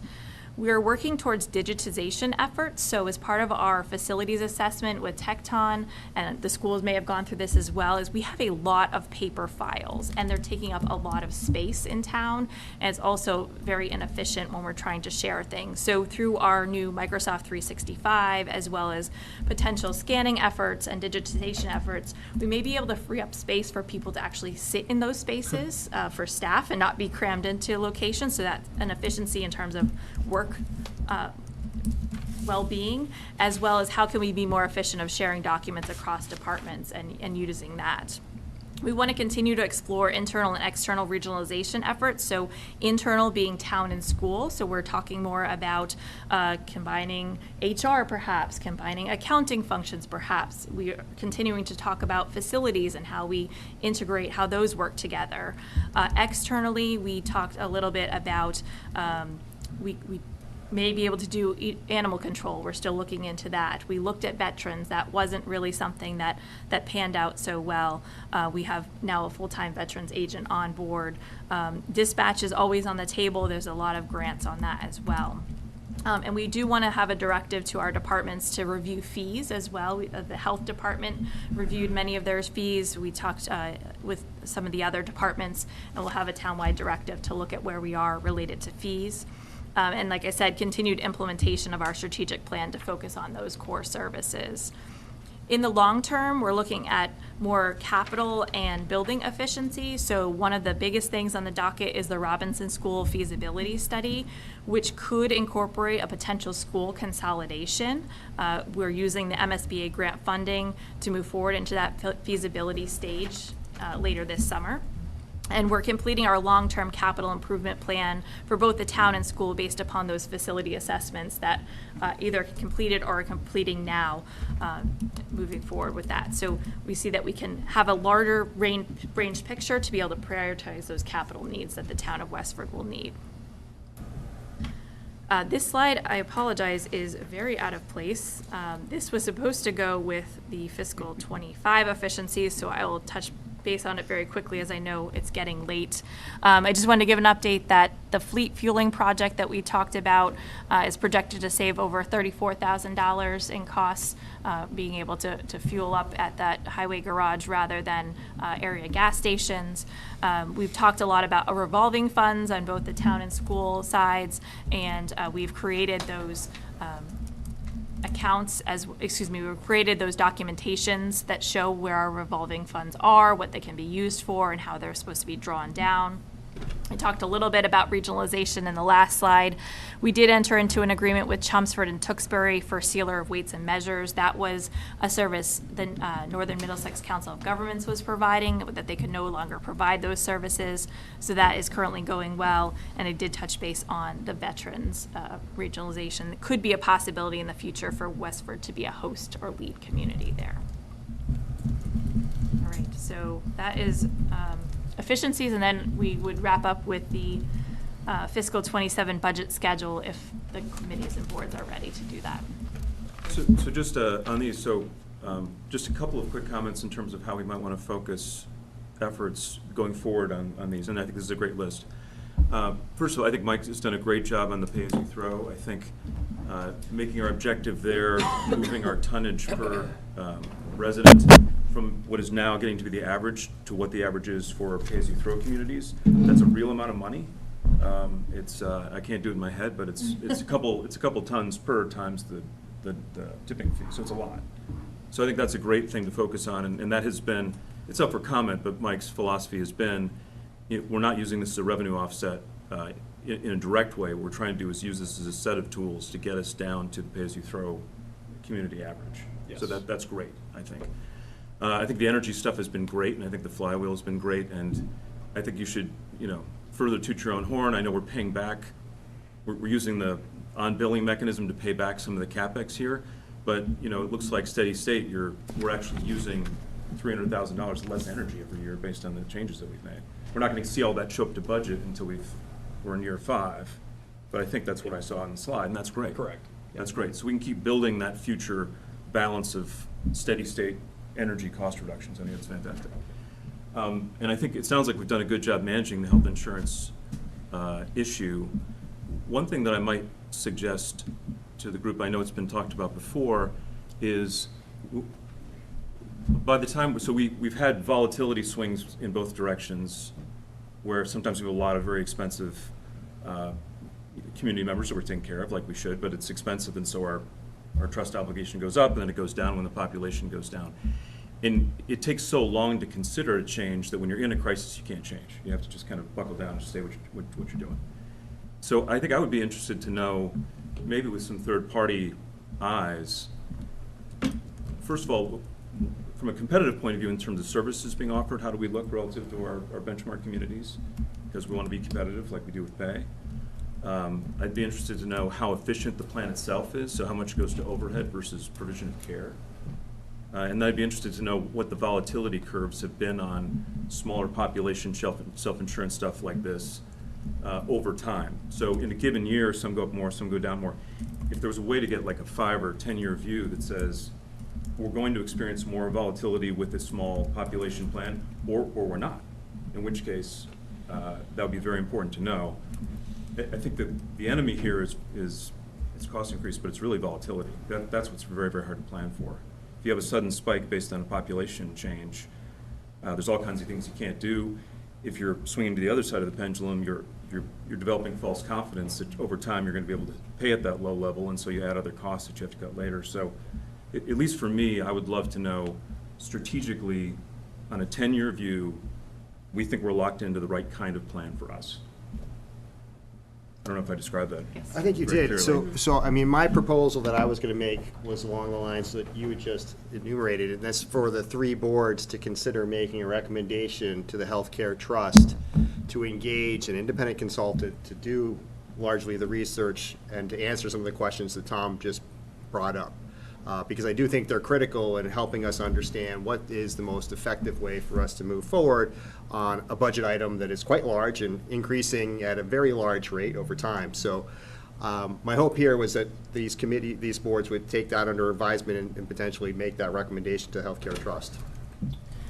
I would support that recommendation. Nate? Yeah, so as the Finance Committee member of the Trust, I agree with that idea wholeheartedly. I remain concerned about the volatility, Tom. I think it's, and even our consultant yesterday in talking about our balance is like, we're in a good spot right now.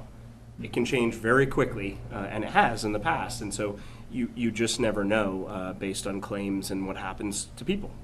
We all know people who experience things. And the small pool has that large risk. I'm also concerned that I want to be, mindful as we 3 boards think about this and the Health Insurance Trust, that we're not locked into the notion of our percentage being lower than other percentage increases. Because one of the questions I have is, could we save a significant portion of money overall in premium with an alternative approach, such as the GIC or Maya? And if so, if our premium would be substantially lower based on what those plans charge, then 12% isn't so bad compared to 8% of where we are. We're paying a lot overall. We have a very rich plan design, which is great for our employees. It's also not great for our employees in that their premium is very high, as is the taxpayer's share. And so that, to me, is what I'd like to see as part of this is for municipalities that have gone the route of the GIC or Maya, where are their average premiums? I know with Maya, this year, they declined to rate us. The GIC takes more of a straight approach, which is, this is the rate for all municipalities. The other thing I'd point out is the GIC has the benefit of being part of the entire state. And so one of the things that I realized just happened, and it was in the slide here, was that the GIC had a shortfall of about $237 million. That's for all of the GIC that had to be made up with a supplemental appropriation. You know who didn't pay any of that $237 million? The 71 municipalities that are part of the Group Insurance Commission. They did not get a bill for that. If our plan was running short in a year, we would need to come together and actually cover that. The Commonwealth stepped in and covered that so that the municipalities didn't have to. Now, granted, that's part of what informs the rate for next year.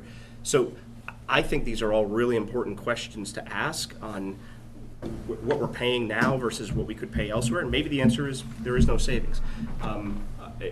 I've expressed a concern during the trust, it'll be no surprise to John and Christine, that right now we're limited in the information we can get because it comes from our broker who benefits from us having him as the service. He's great, he's very knowledgeable, but I think just for an appearance alone, having a third party look at this would be really important, so I'd support that too.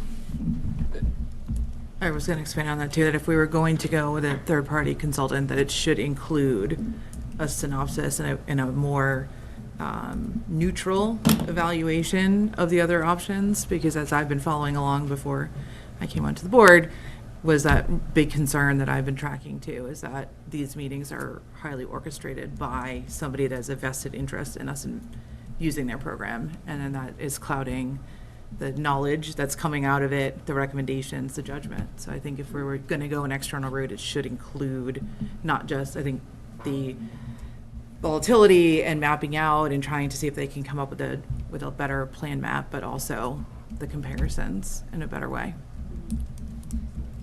So, I mean, it's sounding like we're all kind of in agreement of getting some sort of a third party. Do we feel like making that recommendation, or just, Kristen, you know, is the comments here enough, or how do we? I think we could take this as consensus, because I think Kristen then would have to come up with what exactly is it, and what is the cost, and where's the money gonna come from, and what's the scope, and so, I mean, what else would you want from this group before taking time to kind of assemble that? Well, I think we talked about that we need to talk with the trust of what the goal is, and John has been bringing that up for a long time of what is our goal? Is our goal to reduce costs? Is our goal to have cost containment? Is our goal to have the best plan in the Commonwealth? Is our goal to have the middle of the road plan in the Commonwealth? So we can work through those types of goal questions as well. Would it help to have a more explicit set of questions from this committee to go to the trust with? Just so, I don't want you to be in the position of trying to reinterpret. I mean, I think we could come up with something pretty specific, like we're interested in these 5 things as budget makers for the next 10 years. Just, if that's helpful to you, we can put that together. John, were you going to say something? Well, yeah, I don't have any argument of having a third party look at this. I mean, we all need to have that unbiased look every now and then. But we went through this with GIC and MIA. We looked at that, well, not MIA, but GIC. And we looked at the adjustments that you'd have to make in the plan for the participant, patient, actually. And so we had to, it was just kind of balancing that. And I think we've looked at that very, very carefully. So I don't have any problem with the third party looking at it. Yeah, and I appreciate all that work, and I certainly know that's happened. It's, given the importance and size and the historical volatility, it's such a big decision. Like, if we do it and the third party comes back and says, your health insurance trust nailed it, I would be like, great, let's table this for the next 10 years. They got all the information together, they looked at it exactly the right way, oversight done, we got other fish to fry. So it's... Who would we look to on that third party? I have a list of 4 or 5 consultants that I've talked to that are. Yeah, there's a couple of firms that just, So that just do well, this. I wouldn't have any problem That was with my that. question. Have we ever done this? Right? My understanding is many, many years ago it may have been done. Dan may have more history than I do, but Okay. we were always funded differently. We weren't partially self-insured. We were with another program. So, there's another option of group as well, like the West Suburban Health Group, or there's, I think, another, group close by. So there's other options, but this hasn't been studied by a consultant, I don't think, in many, many years. Great. I mean, so that in itself to me is worth doing it, right? I mean, it's, you gotta take your blood pressure every so often. Yeah, I think we just need to be really clear on the deliverables and the asks, because this could balloon out to be something enormous, or it could be contained. So based upon the budget that we have, the goals that we have, the outcome that we want to see, we need to be really clear on that. Right, so to Tom's point, do you have the information that you feel is necessary to come up with a concise ask for a consultant to do and to bring that proposal to the trust to consider? Or do you need additional information from these boards? I think everyone's expressed that. If anyone has any additional things that they want to bring up either tonight or offline, feel free over the next few weeks to do that. So, I mean, eventually this would end up with a scope of work and a price and a Yep. recommend, and we'd have a Yeah. chance to look at it then. no, I just want to make sure that she, so what timeframe do you think you could turn something like this around in? To prepare a scope, Yeah. probably need a month based upon our other workload, at least. Yeah, and I guess I would be, I'm looking at this, like, we're not gonna make a change in the next 18 months. So I'm looking at this more like for the Long full term, year. yeah. Yeah. Right. I mean, first half of the year would be better than the second half of the year, but I don't, So we have a November 1st I know how renewal, busy you which are. means we have to Yeah. choose by August. So I'm thinking, Yeah, I'm we're not hearing, so it'd be making that August of next year. Right. Right. Yes, Yeah. got it, clear. I think from a timing standpoint, a scope of work within a month is probably reasonable, looking at the other procurements that are in line right now. We have Robinson coming up, we have a few other things. That, to get to a point where we're going out for an RFP is probably 2 to 3 months. I think if we have an agenda item in our next meeting where we give an update on where we are with the scope and the search, then that's a good way to Yeah, think about that'd it. be fun. Sorry, in the next tri-board or in the select board? Next tri-board, next select board meetings. Soon. Because if we, They're every 2 weeks. They never stop. No, they never stop. the year will be up and Oh, yeah. before you know it. For sure. By the time we go out to bid, get a Exactly. contractor, they do their work, we're gonna be back at next Yeah. August trying to. And I figure just out want to be plans. clear of, I want to review just the charge of the health insurance trust versus the tri-board. Like, can the tri-board direct the health insurance trust of what to do? I just want to make sure that we're consistent in the processes. Obviously, the select board is the appointing authority of that, so we may just go through the select board and have input from the other boards and committees, but I just want to make sure that the chain of command is proper as well. Yeah, and to the extent we can keep this sort of observing the rules but in friendly consensus. I think Yes, that would be correct. good, too. Yep. Uh, We do have some power, right? Unbelievably. So I guess if you do that review and you find that it is something that the select board needs to take an explicit vote on, could you maybe let us know so we can bring that at the next meeting to keep this moving forward? Thank you so much. And I think in terms of efficiencies, if that works, that's fine. We can always chime in when we need to at a select board meeting. Okay. Yeah, so, but Madam Chair, I just wanted to ask, Sure. especially the people who are neck deep in the budget task force, does this seem like the right list? I think this covers the biggest budget items, but there could be some important stuff that needs focus. This is just the down select for this year's focus. Yeah. Yeah. Efficiencies, I would say, So- yeah. I think those are the top things for me. The only other comment that I wanted to make, and this is maybe a little bit more in budgeting, but it would at least help me get a better grasp of if we could have a more comprehensive look at all of the revenue for each department. And I'm talking, grants, fees, revolving funds. Sometimes that still feels a little fuzzy. When we talked to Kyle about the field usage, those fees go into a revolving account, and then the revolving account is used to pay for certain maintenance, but I don't think we ever really see that in the budget. It kind of doesn't come into play. So somehow, I'd like to get a So in look the at revenue those types of things. presentation that we do? Maybe. Okay. I'm Or in the departmental budget or reviews, you mean? possibly per department. When we do the finance committee reviews. Yeah. There have, so, if I remember correctly, there have been years when they've tried to break that out more. And I think it's maybe a so- consistency, because some departments do it, others don't. When I was doing some of the analysis on other towns' budgets, was Lexington? I'll have to look back in my notes, but somebody in their budget had per department all of their revenue sources. Some was tax, some was fees, some was, and it was just really clear to see where their funding was coming from. So you kind of got a more complete picture. Yep. Yeah, we can look at yours that. And along those lines, the Finance Committee last year, Madam Chair, I believe, expressed an interest in what the school department had done on those pages, the revolving funds, the yeah. Valerie Yeah. pages, as I'll call them, being done to other revolving funds. Which we have Right. done. Okay, yes. terrific. Yeah. Okay, and when will we see? Let me talk to Dan about that. Okay. But Great. they're done. If you see it during the budget process, is that soon enough. That's fine, yeah. Yeah, I was just thinking ahead to that. Yeah. Yeah, no, that's a good point. And then just talking also about transparency, so with the strategic plan, the 7 outcome areas, we plan to integrate all of these efficiencies into kind of a public-facing document or a portal per se. It's not ready right now, but we are keeping an internal tracking spreadsheet, but we want to make that more external and transparent. So that is being worked on at this point in time.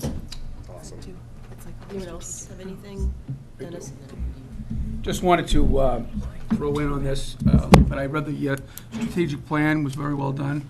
And the other thing too is, I mean, our revenue is pretty strong, right? Efficiencies are, I think, are very, very well done and very effective.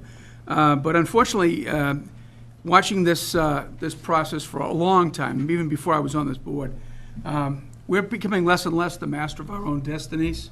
Even tonight, as we were listening, we have issues, you know, the local aid was good. Let's hope that it keeps coming. We have issues with building support, building aid from the state. We have energy linkage with the state as well. And we also have some commercial issues too as well.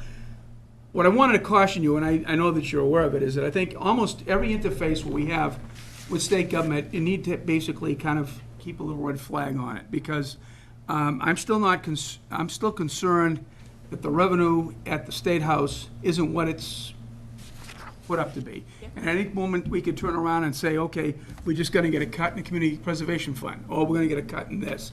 So when you conduct your business, and when you put the context of these costs into what you're doing, just don't, it's a single point of failure. Don't put your whole foot on the stake. That's all I'm asking. Absolutely.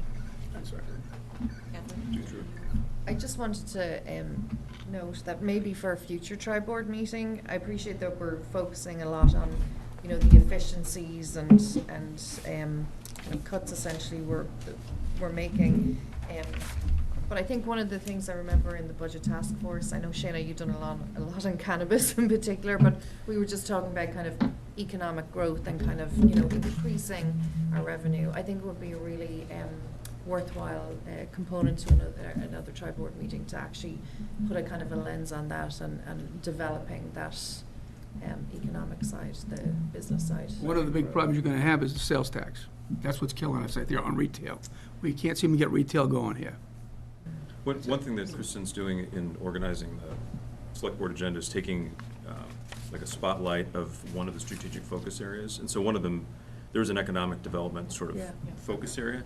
So there will be a select board meeting, and we can bring a lot of that same information to the next tri-board meeting. But I think what I propose, if it works for you, Kristen, is that whenever you're planning to do that already for the select board, we then bring that to the afterwards. Yeah. If that makes sense. Yeah, we could do that, or we could invite these groups, however the board Okay. would like to do Yeah, it. that could be good too. I guess I just meant like the pacing of when this group will see that will be, I think, based on when you're planning to spotlight Yes. that strategic focus area, Yeah. which we have not determined yet. Right. Okay. And I assume that would encompass the Economic Development Committee's consultant in Yes. that work. Yes. And- Correct. okay. Yes. Okay. Any other comments? No? I have just a very small suggestion, and I'm new to this, so this may have already been done, but just curious if there's been an inventory of subscriptions, because those fees can add up and there may be opportunities to share. What types of subscriptions? Like Software. technology Software subscriptions. Yeah. Yes. Schools went through that at one point. Yeah, we went through that in the town Okay. side as well. We also went through cell phones, landlines, all of those types of things, Okay. so, Yes, we yes. did. Yeah. Anything else? I have one point.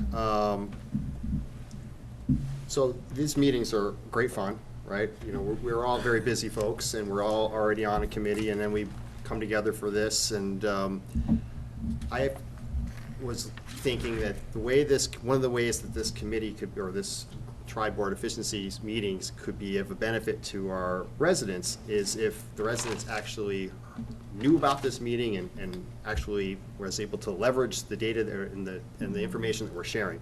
And as you can see here tonight, we have one very dedicated resident. Thank you so much for coming. I think we have to do a better job. If we're going to expend the energy of 3 boards and committees and the staff time to go over this stuff, I think we got to do the best job we can to promote this meeting. I mean, we have just not seen the engagement from our residents at any of these meetings, quite frankly. And I don't necessarily know the answers to solve this, but one of the things that the select board has been trying to do is increase the town's ability to communicate with our residents. We had a presentation with our communication consultants whom we've engaged to try to do that more effectively. That's going to be a longer term process. It's going to take time to build that capacity up. I know, Chris, you have, through the schools, you have the ability to reach a large number of residents with your emails. I certainly don't want to put too many emails out to our residents, but I think for some of these types of meetings, which are really important to determining, how are we going about and trying to find these efficiencies, and what does the budget look like, and what's the forecast look like, so that if and when we may come up with an ask for a budget override, we're not surprising people. We're not, people know that we've been working on trying to find efficiencies throughout the year. So I just think we need to do a better job at getting the word out. Because I think, particularly for this meeting, we were slow to the draw in getting the word out. And maybe that's the reason why we don't have a lot of participation here tonight. Do So you think, Chris, we're up against it with the date, June 12th, there's so much going on. I know. People are winding out. Yep. I would also be curious, because I do agree, I'd love more engagement, but, just from conversations and just seeing how the last kind of election cycle went, I think there was so much burnout across the community from last year's election cycle and the override, that I just kind of wonder, have people stepped back entirely because it was a hot button election. Maybe what we can do is, So, we yeah. usually have 2 joint chairs meetings leading up to this meeting to kind of prepare and then dial in. So maybe in that first meeting, Kristen, maybe we can try to remember to put an agenda item on there about publicity, because the school, the best show in town in terms of communication engagement is the schools. So nothing has ever had the kind of engagement that the schools have. So there may be some way we can cooperate there. Yeah, I was just gonna say too, as I think all of that, but also maybe we set a couple future ones, right? Like, Yeah.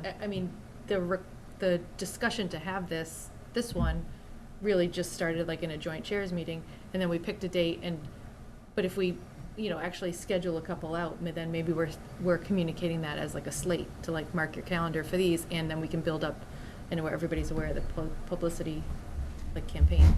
And I think it's important to clearly say what people should expect the meeting to be.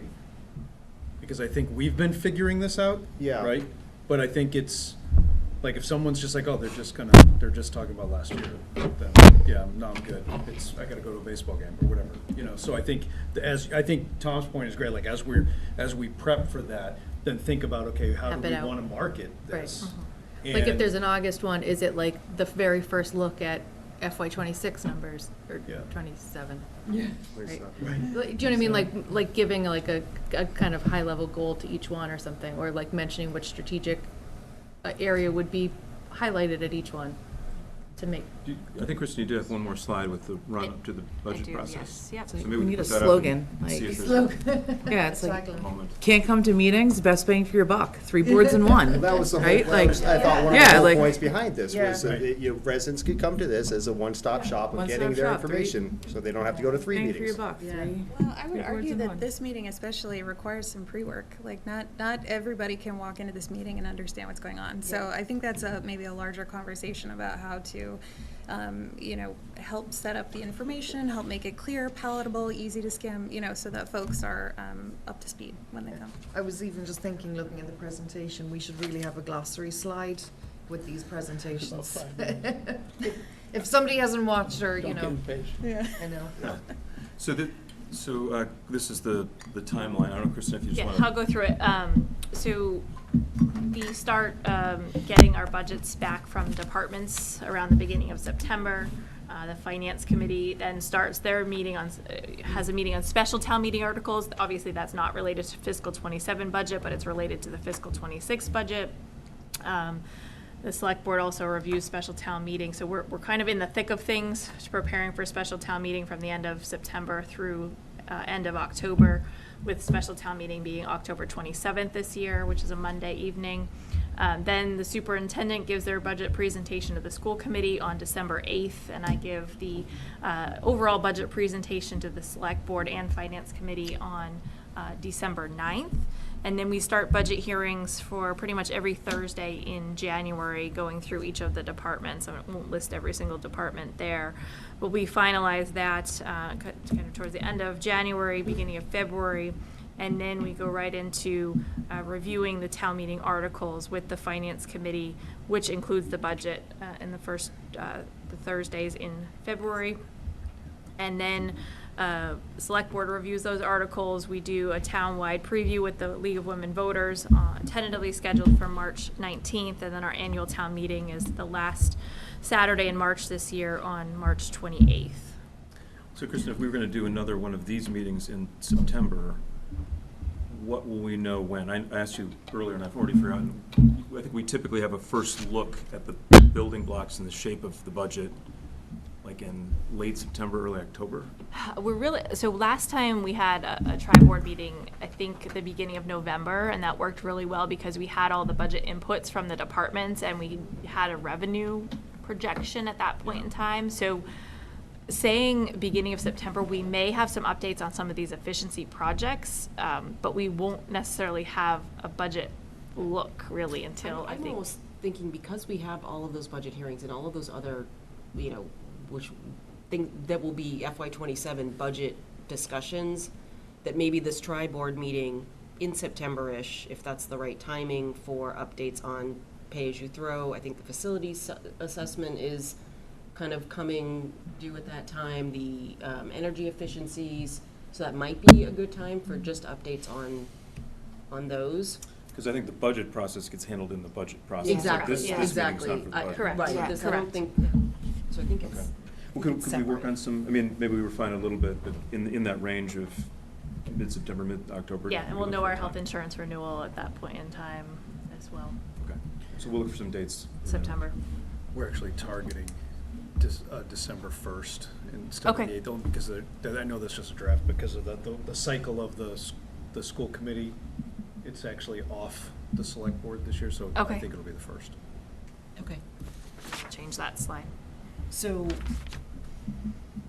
anything else before we? Okay, do we want to review and approve minutes? Or do we want to put that to next time? I had some edits suggested that I emailed. We did receive them. Thank you, Valerie.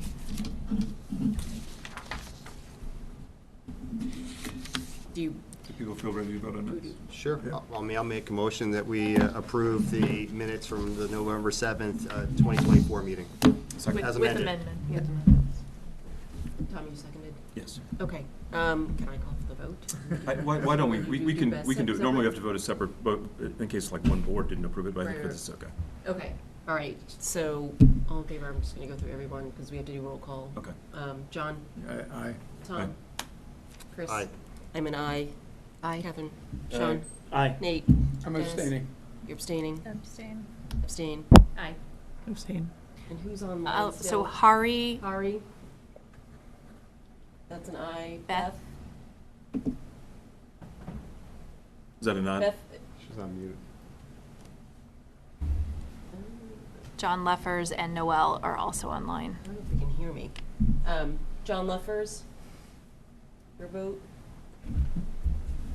Can you guys hear us? Yeah, we've got to remember that's the mic Yeah, for them. I know. Yeah. Never mind. Sorry, it's very, very quiet. Sorry, John, your vote on the meeting minutes? Aye. Aye. And Beth, can you hear me? I can barely hear you. Okay. What are we voting on? On the The minutes. meeting minutes from the November meeting. The sound quality is very bad for us. Okay.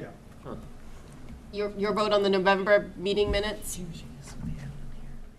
Aye. Okay, and Hari? Did you say aye? Aye. And is that it? Did I get it? Noel is on. Noel. John Leffers did. John Leffers did, yep. Noel, can you hear us?